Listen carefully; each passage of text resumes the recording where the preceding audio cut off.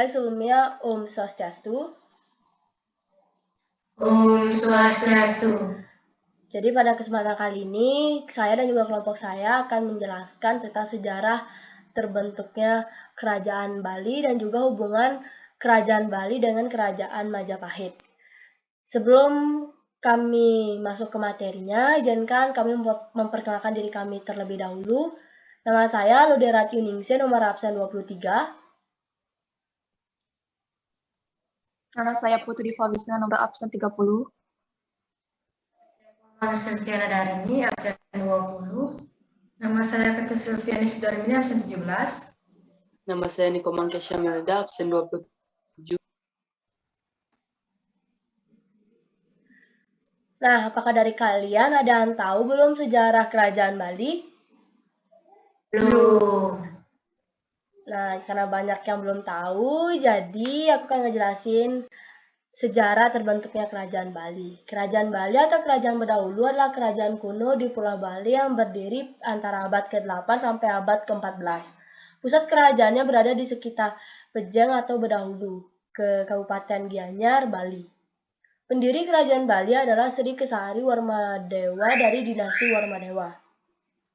Salah satu raja yang terkenal adalah Raja Udayana dari dinasti Warmadewa yang berkuasa antara 989 sampai 1011 Masehi. Beliau menguasa bersama permaisurinya Mahendra Datta sejak tahun 989.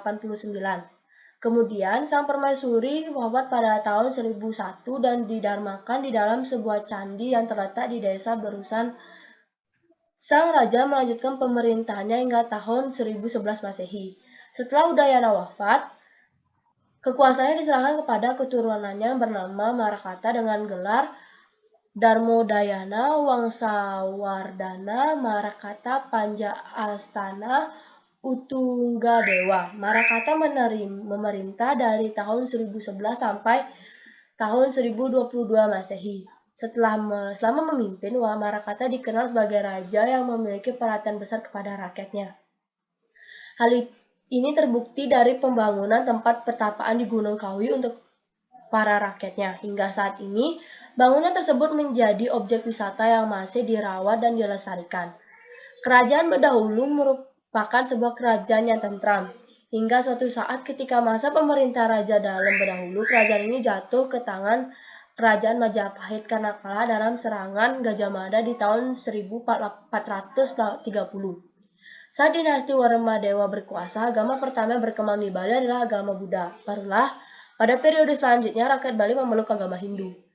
Dari sumber sejarah prasasti diketahui bahwa kerajaan Bali pernah dikuasai Singasari pada abad ke-10 dan Majapahit pada abad ke-14. Ketika ekspansi kerajaan Majapahit pada 1343 Masehi, itulah kerajaan Bali akhirnya runtuh.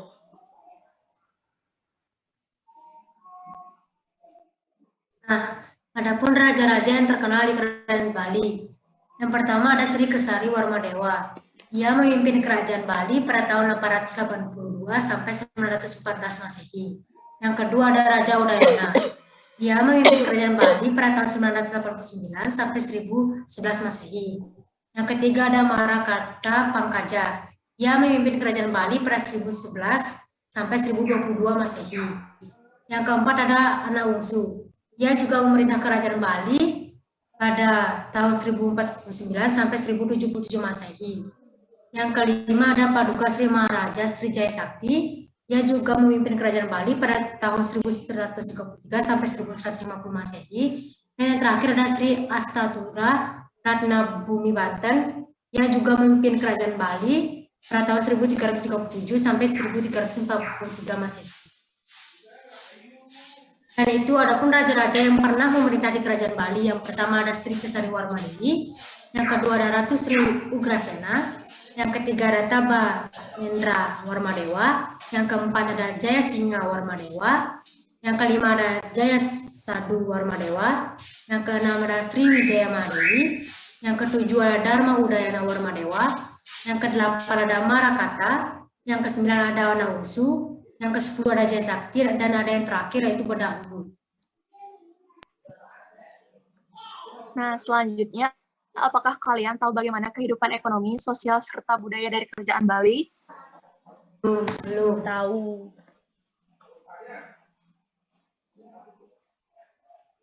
Jadi masih banyak yang belum tahu. Di sini aku bakal ngejelasin bagaimana sih kehidupan ekonomi, sosial, serta budaya dari Kerajaan Bali. Yang pertama, kehidupan ekonominya. Sistem pertanian subak yang dikenal sekarang sudah dikembangkan masyarakat Bali sejak abad ke-11. Selain itu, para petani juga mengembangkan peternakan dan perburuan. Namun tidak hanya pada sektor pertanian saja, selain itu juga ditemukan beberapa kegiatan di antaranya. Yang pertama ada pande. Pande merupakan aktivitas masyarakat Bali. Mereka membuat perhiasan dari bahan dasar emas dan perak, peralatan rumah tangga, serta berbagai alat dan senjata. Yang kedua yaitu ada undagi. Dalam bahasa Bali, kata undagi berarti terampil. Masyarakat Bali pada masa itu memiliki keterampilan dalam memahat, melukis, serta membuat bangunan. Yang ketiga ada pedagang. Dalam prasasti Banwa Baru, masyarakat Bali saat itu telah melakukan perdagangan antar pulau. Selanjutnya ada kehidupan sosial dan budaya.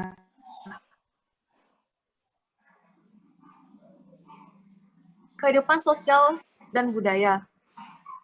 Banyak sistem sosial budaya yang berkembang pada masa kerajaan Bali saat itu. Di antaranya, yang pertama ada sistem kesenian. Pada masa kerajaan Bali, kesenian dibedakan menjadi sistem kesenian rakyat dan sistem kesenian keraton. Yang kedua ada sistem kasta. Sistem kasta rupanya telah ada semenjak kehidupan pada masa kerajaan Bali. Sistem kemasyarakatan di Bali dibedakan menjadi beberapa kasta. Bagi masyarakat yang ada di luar kasta tersebut, maka akan dibudak atau nijaba. Yang ketiga ada sistem hak waris. Sistem hak waris dibedakan antara anak perempuan dan anak laki-laki, di mana anak laki-laki mendapatkan warisan yang lebih besar, begitupun sebaliknya. Yang keempat yaitu ada agama dan kepercayaan. Pada masa tersebut, Hindu mulai masuk ke Bali. Namun, masyarakat Bali tetap mempertahankan tradisi lamanya, sehingga pada saat itu, di Bali berkembang agama Hindu dan Buddha, serta adanya kepercayaan animisme. Di samping itu pula, Raja memberi kebebasan kepada rakyatnya untuk mengeluarkan pendapat mengenai kehidupan kerajaan.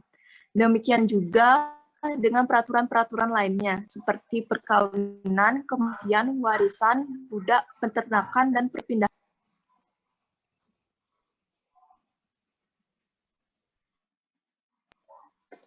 Dari kalian, ada yang tahu kapan masa kejayaan dan runtuhnya kerajaan Bali? Belum.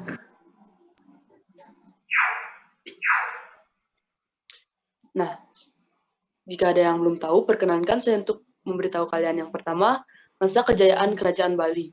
Kejayaan kerajaan Bali dapat diraih ketika kerajaan ini dalam pemerintahan Udayana. Sistem pemerintahannya pada masa Raja Udayana sudah lebih terstruktur. Salah satunya dengan dibentuknya Badan Penasihat Kerajaan. Kehidupan kerajaan pada masa itu juga aman, damai, dan tentram. Selain itu, pernikahannya dengan seorang putri dari Raja Makuta Wangsa Wardana dari Jawa Timur memperkuat kedudukan kerajaan Bali di antara Pulau Jawa dan Pulau Bali. Selanjutnya, masa keruntuhan kerajaan Bali diakibatkan adanya serangan dari Patih Gajah Mada. Tekadnya untuk menyatukan Nusantara membuatnya melakukan siasat untuk menaklukkan kerajaan-kerajaan di Nusantara. Sebelum melakukan penyerangan, Patih Gajah Mada melakukan siasat dengan mengundang Kebu Iwo untuk melakukan rundingan perdamaian. Namun, bukannya perdamaian yang didapat, sesampainya di Majapahit, Kebu Iwo dibunuh secara diam-diam. Tidak lama kemudian, disusul oleh kematian sang raja di tangan Gajah Mada. Dari situlah kekuasaan kerajaan Bali jatuh kepada Gajah Mada. Selanjutnya ada pun peninggalan-peninggalan kerajaan Bali. Yang pertama yaitu Prasasti Blanjong. Prasasti Blanjong adalah peninggalan bersejarah yang memuat pesan berbahasa Bali dan dibuat oleh Sri Kesari Warmadewa. Prasasti ini ditemukan di Sanur Gaung dan Pasar Selatan. Yang kedua yaitu ada Prasasti Panglapuan. Prasasti Panglapuan adalah peninggalan kerajaan Bali yang berisi pesan tentang para penguasa kerajaan seperti Dayana, Jayapangus, dan Anawangsi. Ketiga ada Prasasti Anak Wungsu. Prasasti Anak Wungsu adalah peninggalan dari Raja Anak Wungsu yang berjumlah 28 buah. Selain prasasti ada Gua Gajah, Pura Gunung Kudusan, dan Pura Gunung Kawi. Yang keempat ada Pura Gombesaki, merupakan tempat pemujaan yang menjadi cikal bakal agama Hindu di Bali. Lokasi di Desa Besaki, Karangasem, Bali. Yang kelima ada Candi Padas. Candi Padas adalah situs purbakala pada masa pemerintahan Raja Unaya hingga Raja Anak Wungsu yang terletaknya di Sungai Pakerisan, Gianyar, Bali. Yang keenam ada Candi Mengening. Candi Mengening termasuk peninggalan masa kerajaan Bali yang ditemukan pada 1925 di Gianyar. Salah satu arca sakrada yang masih ada yaitu Lingga Yoni. Yang terakhir yaitu ada Candi Wasan. Jejak peninggalan kerajaan Bali berikutnya Candi Wasan yang pernah menjadi tempat spiritual pada masanya dengan bukti ditemukan sejumlah arca, salah satu arca Ganesha.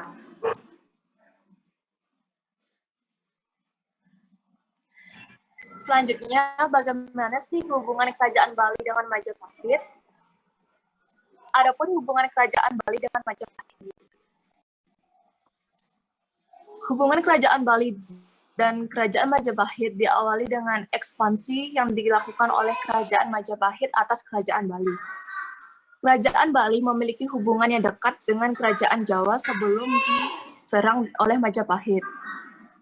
Sama halnya dengan Tiongkok, pada tahun 647 Masehi, kerajaan Bali sempat membuat jejak sejarah di mana memberikan upeti pada Tiongkok berupa kain katun, gading gajah, dan cendana putih pada masa dinasti Tiang. Sedangkan hubungan dengan Jawa terlibat pada tahun 1992 Masehi, di mana Bali disebut sebagai Pulau Brahmana. Perkembangan lebih lanjut, kerajaan Bali memiliki hubungan dengan kerajaan Jawa akibat dari pernikahan, terutama hubungan antara keluarga Warmadewa dengan Jawa Timur. Pada zaman Marakta, putra kedua Udayana menunjukkan hubungan yang erat karena adik dari Airlangga yang tengah berkuasa di Jawa Timur. Namun, perkembangan mengubah hubungan mendominasi raja-raja Jawa atas Bali dengan dibuktikan ditaklukkannya Bali oleh kerajaan Majapahit pada abad ke-14. Bali menjadi pulau kerajaan pertama yang dikalahkan oleh Majapahit di bawah pimpinan Gajah Mada. Sejak penaklukan tersebut, di Bali muncul kelompok baru di masyarakatnya, yaitu Wong Majapahit.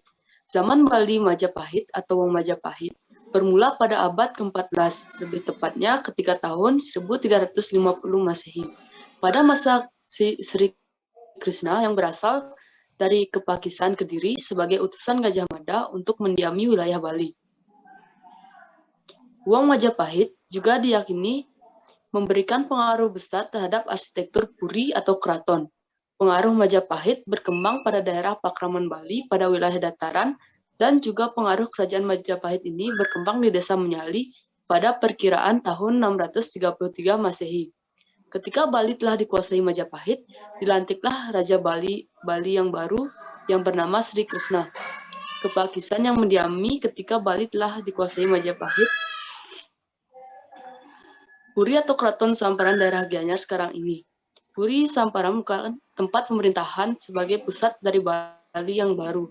Pada sekarang ini, daerah tersebut merupakan daerah yang dikenang sebagai bekas markas tentara Majapahit ketika Gajah Mada telah menaklukkan Raja Majapahit yaitu Sri Astasura.